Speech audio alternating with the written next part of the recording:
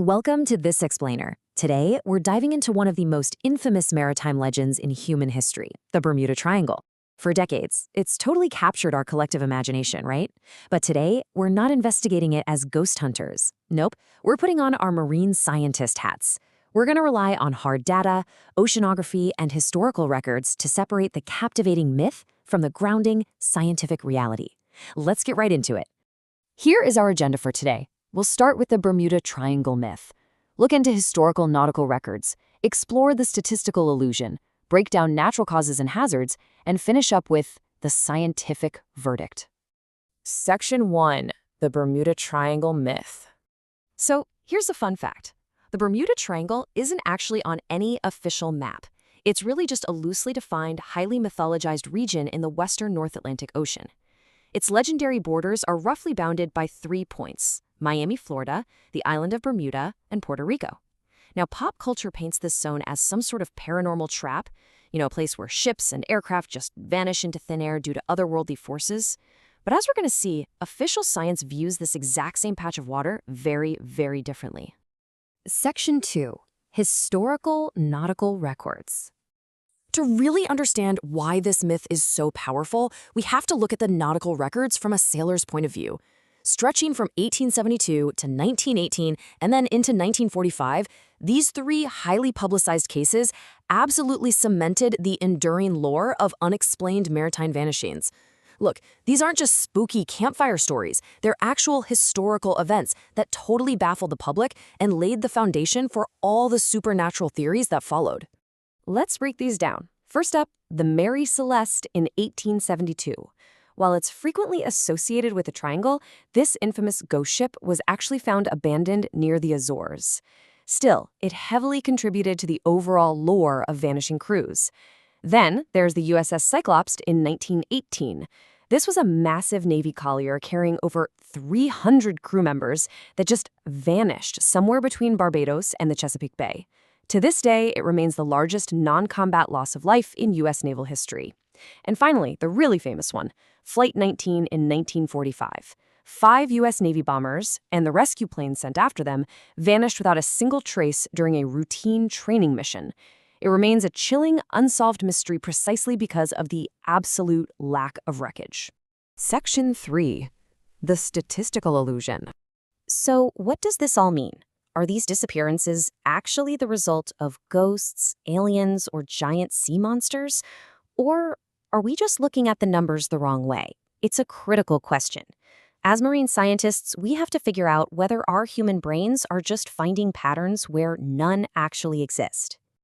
When we contrast the popular media myths with official science, the entire picture changes. The myth claims this area is an anomalous paranormal danger zone. But the reality?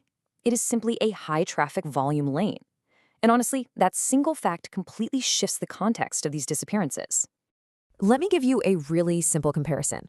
If you have a quiet country road with, say, 10 cars a day, you might see 1 accident a year, right? But if you have a massive, busy superhighway with 10,000 cars a day, you're naturally going to see hundreds of accidents. It doesn't mean the highway is haunted, it's literally just math.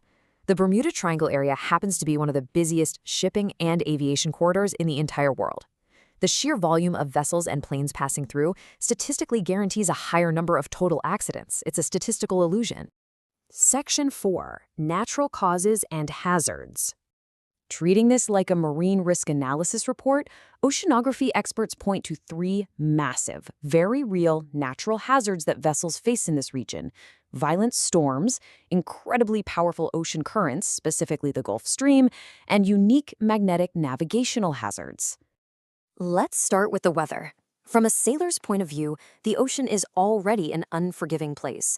But this specific region, it is heavily prone to extreme weather, particularly sudden, violent tropical storms and hurricanes.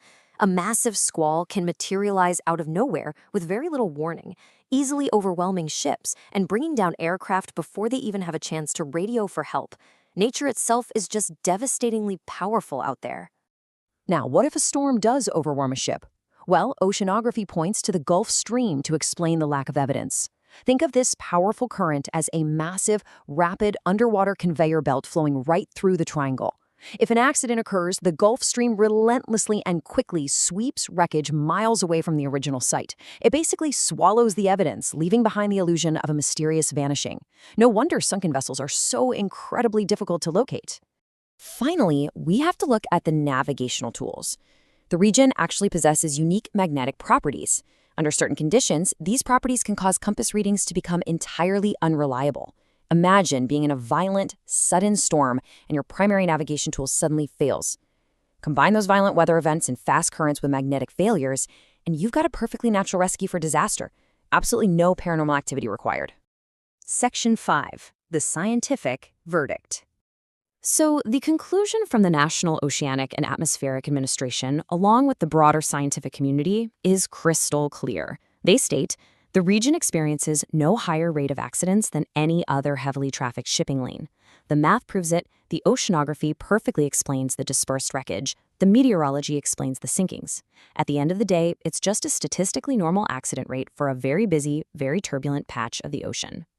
We've definitively shown that statistical volume and natural elements are the true culprits here.